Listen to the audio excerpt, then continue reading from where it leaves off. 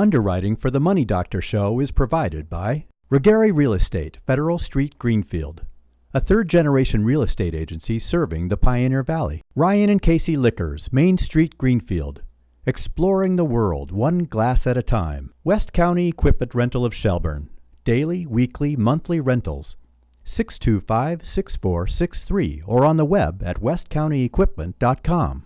The Franklin County Community Development Corporation, growing sustainable businesses and communities since 1979. www.fccdc.org. Weld Communications, Marketing and Publicity, helping businesses spread the word in the Pioneer Valley and beyond. www.weldwords.com. There's a better life if I could be debt-free, but all my money is a mystery. I was feeling overwhelmed and it was wearing thin when I knocked on the door and heard the doctor's in. Oh, the doctor's in, the doctor's in. She got the right prescription to help you win. Oh, the doctor's in, the money doctor's in. Hello and welcome to the Money Doctor Show. I'm Dr. Frances Rayam, president of Power Down Debt, the positive debt management company. And my guest today is Tim Donohue from timothysauctions.com. Welcome. Thanks for joining me. Thank you, Dr. Frances, for having me. You're welcome. We're going to talk today about auctions, real estate auctions, different kinds of auctions. How to buy a property at auction and get a deal on it, how to sell a property at auction that might not be moving on the market otherwise, or maybe you just want to be creative and create a sense of competition that will sell a property for its best price. So before we get into the nitty-gritty of how to buy and sell properties at auction, I want to tell a little bit of the story of how you and I met, and why you're here today, and where you're from. And you've transitioned from a landscaping business to an auction business. It's pretty interesting. So one day, I'll start it, you finish it. One day, I'm in Hamden, Connecticut, and my phone rings, and it's a guy named Tim Donohue. And he says, hey, I'm talking to Rich Haas out at this auctioneer school in Iowa, and he said to call you. You've been through this auction course, what do you think? So you tell the rest of it. Yeah, it was great. I actually gave you a call because you're from this area, and I'm from Seacoast, New Hampshire. Yes. And we talked about what I was going to be doing, and you said it was a great idea. Yeah. And I currently do have a successful landscape contracting business in Boston. But as I always say, I try to become recession-proof and thinking down the future, and some of my passions were auctions. I go to quite a few personally, so I decided to turn a passion into another business. Yes, yeah. You said an interesting thing to me off camera. We talk lots about why to sell a property at auction and how this, the idea of auction is maybe changing slowly but steadily in the public's mind. And you had a quote, and I said, you have to say that. When I talk to people in business about where they were to begin with and where they are now, there's usually some catalyst, there's some transition. And these two businesses seem completely separate to me. Landscaping, auction. And you said... Yeah, I said the landscape's changing. Yeah, changing the landscape of the way people... Yeah, right, and we're changing the landscape of how people think about the auction business. Right. And you just touched upon it. And what one of the the stigmas about the auction business pertaining to real estate is that if you're selling your property at auction, that you're going into bankruptcy or there's a negative connotation. Yes. And what we're changing the perception is we're changing it. It's called auction marketing, is what we call it in the profession. Mm-hmm. And auction marketing is not only in foreclosure situations, but it's in situations where the homeowners just want to sell their property. Right. And again, the question is, well, why do you want to use auction marketing as opposed to regular contemporary real estate agencies? Well, if you think about it in terms of, erase real estate from the picture for a moment. Sure. You have a painting, very valuable painting. How are you going to sell it? Most of the time people will go to an art auction and sell that. If you have Oriental rugs, or there's a local auctioneer here in Deerfield, and several auctioneers actually in the area, who have very good businesses selling high quality product at auction. It isn't because there was no market for those Oriental rugs or those paintings. It's because auction creates that sense of competition. You're there bidding against someone else live. Testosterone goes, we start to bid properties up or bid valuable objects up. So because of that, I think because of that, you can sell a property at auction. The way that you get that property to auction and you get those people to come and bid on it is all about marketing. And that's what, no matter whether you're auctioning a property or you're selling it through a local real estate agent, that's the catalyst that gets the people to the bidding table, essentially. So tell me some of the things you do when you're marketing a property by auction or through auction that might be different than marketing it if you were just a standard real estate broker. Well, you just made the greatest point. In our company, timothysauctions.com, our tagline is actually, we bring the world to you. But how do we do it? Okay? We do it very simply. We advertise. We have a list of situations that we've had prior auctions that we email lists out. We advertise on the radio. We advertise on the major newspapers. And we advertise some of the properties we've advertised, quite frankly, all over the world. The New York Times, the Wall Street Journal, and locally the Boston Globe and the Boston Herald. The key to any successful auction business, okay, starts and stops with marketing. You have to reach the people that are interested in perhaps the situation that you're trying to sell, whether it's fine art, real estate, or heavy equipment. So that's what my niche is we find the right buyers for the right situation. Okay, so now I'm scared. I own a $150,000 house. I'm upside down on it. I need to sell it. I'm not interested in letting it go into foreclosure. And I contact you for an auction. I am scared to death of what all of that marketing must cost me. Well, there's another good point, Dr. Francis. A lot of times, okay, the homeowner, what we do is the way we present it. There's many different ways you can do this. The way that works for us is this: what we charge primarily is a buyer's premium in that situation. The person doesn't have a lot of money and they're really anxious to sell the property. So we meet with the homeowner. Okay. We ask them what their reserve price is, which would be the lowest they want to go. That's a secret. That's a secret. Nobody knows that reserve price but the auctioneer and the seller. Exactly. And when we do that, we find out if it's at a reasonable reserve. And if it's not, we primarily will say, listen, your expectations are unreasonable. Right. And for it to be a successful auction, everybody has to have reasonable expectations. Sure. Or it won't sell. Right. Okay, it has to be a win-win situation. So once we determine that the reserve is correct, we'll go ahead and we'll book the auction. And in many cases, depending on the financial situation, so there's no commission. The owner does not have to pay a commission, which they would have to do in the regular sale of the property. So that's 6-7%. Okay, they save. So now what we do then is we could do it two different ways. Depending on their financial situation, we will market the property. Okay, we can front load that in at the sale. If it sells, we get paid at that point, or we can get that small marketing fee up front, okay, which is very small. Then we go ahead and we book the auction. Okay. And at that point, we know the reserve. Okay, so let me interrupt you for a minute. Front load it, book it in at the end, all of that. Explain this to me like I'm a 6-year-old. I've got $150,000 well, let's make this simpler. I own a house that has $150,000 worth of debt on it. It's not selling on the open market, or maybe I haven't even listed it yet, and I'm interested in finding out what auction might do for me. So I bring you in, and if I'm understanding this correctly, you're going to do some research to figure out what that house is really worth. Let's say you do some research and you find out that the house is really worth $225,000, or let's say 200. We'll use an easy number, 200,000. You're going to try to market this property with the hopes of, we set a reserve. Let's say the reserve is $150,000, so we make sure we at least pay the banks off, right? And you're going to try and set a reserve on that so that it's going to sell, we hope. Anything over that $150,000, we're starting to make some money. If it sells for, let's say, $175,000, and you take a buyer's premium of, let's say, 10%, and I don't want to know, I don't know what your buyer's premium is. Let's say you take a buyer's premium of 10%. That doesn't mean I get $175,000 less 10%. It means the buyer pays $175,000 plus 10%. That is correct. Okay, so I still end up with $175,000, maybe less some marketing charges, whatever agreement we have. The bank gets their 150. I get 25,000.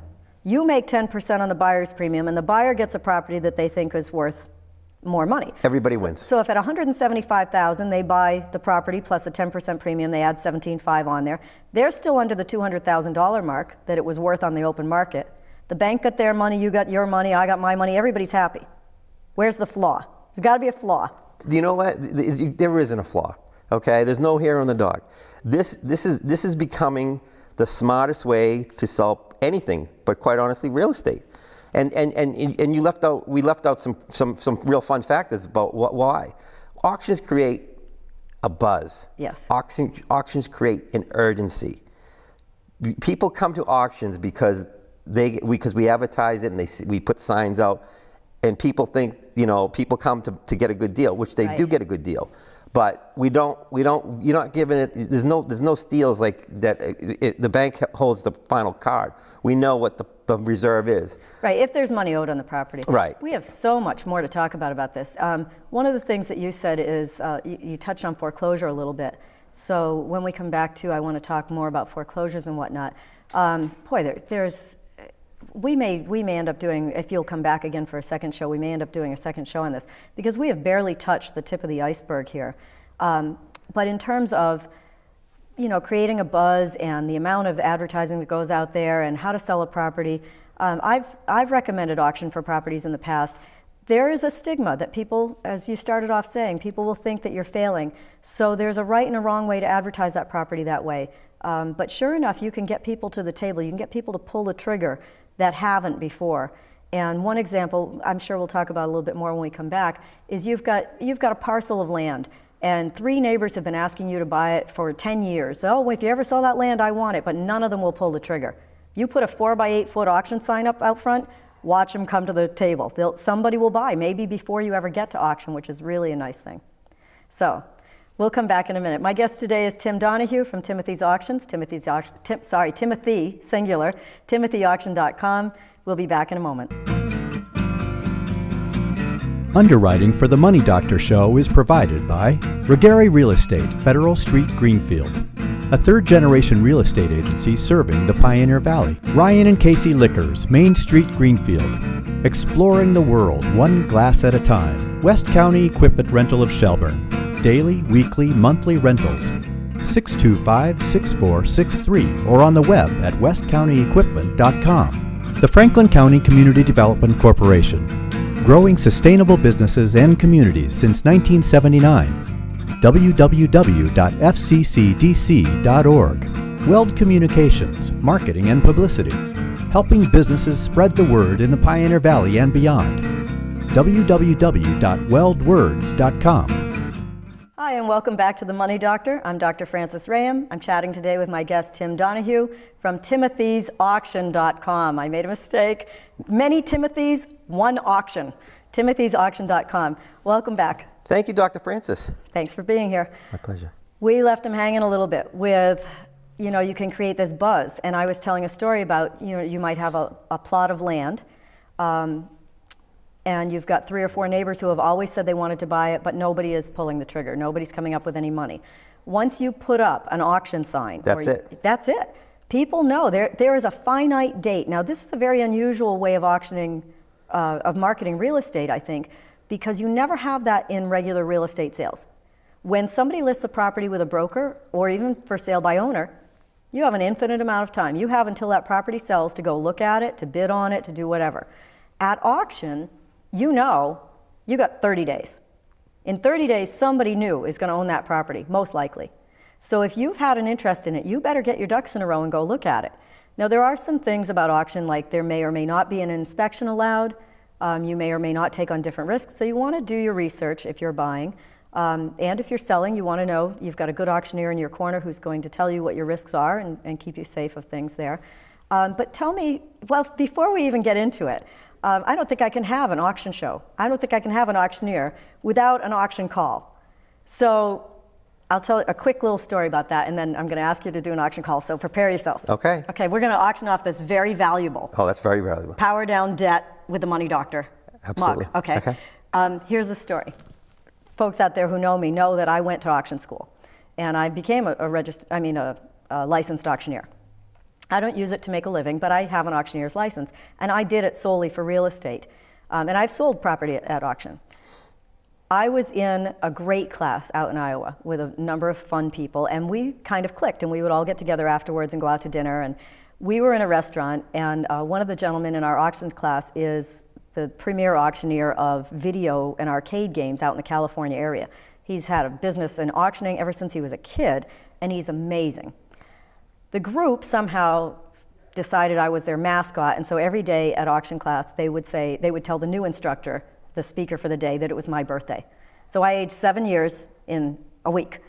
And we were out at a restaurant one night for a dinner, and the waiter said, if you'll auction off that something here, you guys are all from the auction club, if you'll auction something off here, we'll come out and sing to her.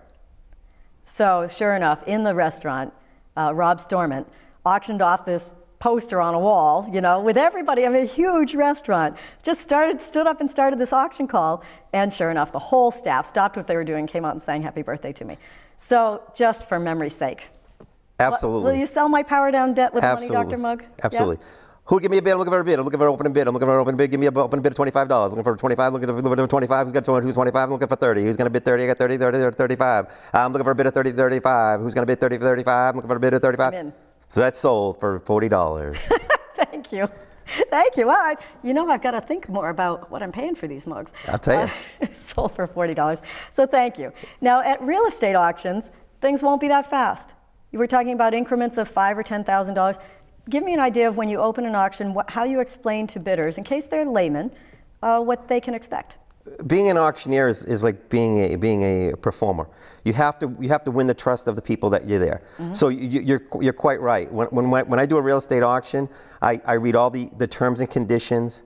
And I make sure that they all have their certified bank checks as when we do the auction, which we require in our terms and conditions. Okay, let's talk about that just for a quick second. Absolutely. In order to get a bidder's number, if I'm going to a real estate auction, I'm going to be required to have a certified bank check of probably $5,000, $10,000, whatever it is. I keep that bank check, I bring it to you at auction. It's proof that if I do win this bid, I can at least pay that much money that day, and then I probably have some other terms for closing within 30 days or whatever. That is correct. If I don't win the auction, I take my certified check and I go home. That's it. Okay. That's it. So what we set up our terms and conditions. They bring us the check. We check it out. We get ready. We go out in front of then we read the terms and conditions again in front of the group of people interested at the auction. From that point on, you start to build a little bit of trust. They understand your way you speak. And in a real estate auction, we speak very slowly. And in often cases, we take breaks and we come back and we rebid. So what does that mean? Well, I'll give you an example. We just did an auction not too long ago. We did a hydroelectric plant in a 9,000 square foot building. Wow. And this is a prime example of why auction marketing works. Right. This owner had no mortgage on the property. Yep. He was in no dire straits to sell. Right. But he chose auction marketing because he knew it was the best and the most effective way to sell his property. Had he tried to sell the property before? He tried many times. Yeah. He tried many times. Yep. He happened to hear about my company. He contacted me. We went out and we put together a situation and a deal to do the auction. The auction was very successful. We did the auction that day, and when I did the chan and we did that, we had a reserve on the auction, even though he owned it outright. He knew he had a value on the property. Right. And as a good auctioneer, you have to push it up to that point. Right. And we didn't hit that point. So then we took a break, which is very common.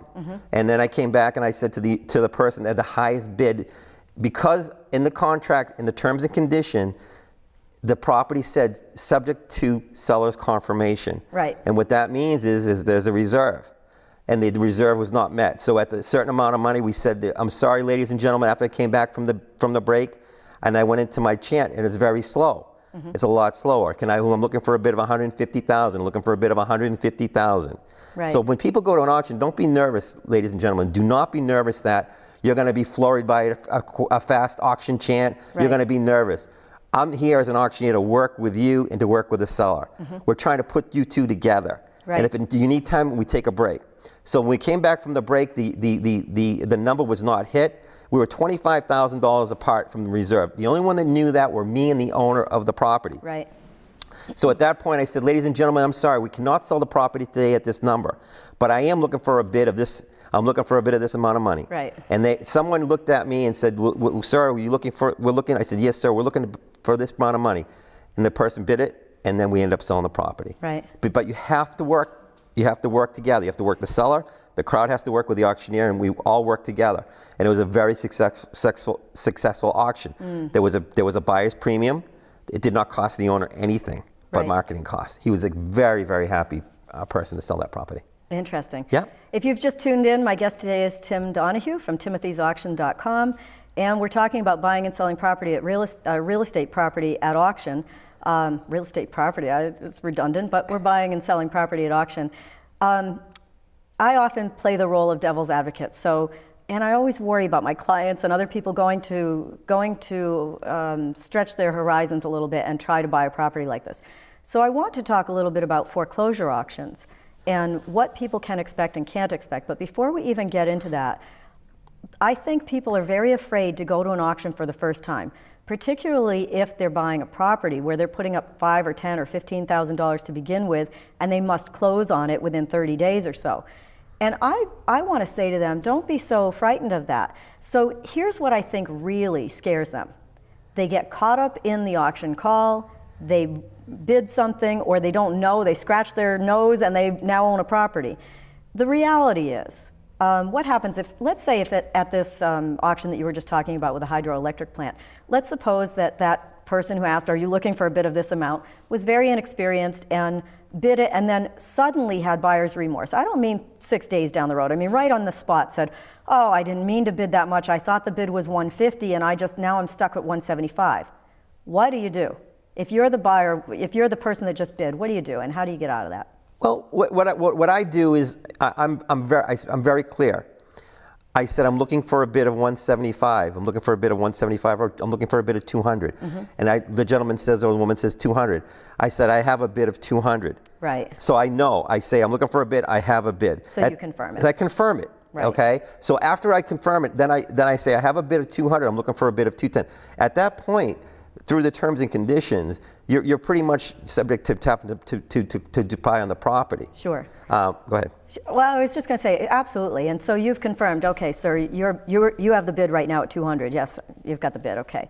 I can recall a story of buying a painting at an auction, and then after seeing the painting later, just didn't love it, and saying to the auctioneer, what do you do if, this was long before I was an auctioneer, what do you do if you bought something and you don't like it? And he said, pretty much you put it back up for sale and you take your chances on it.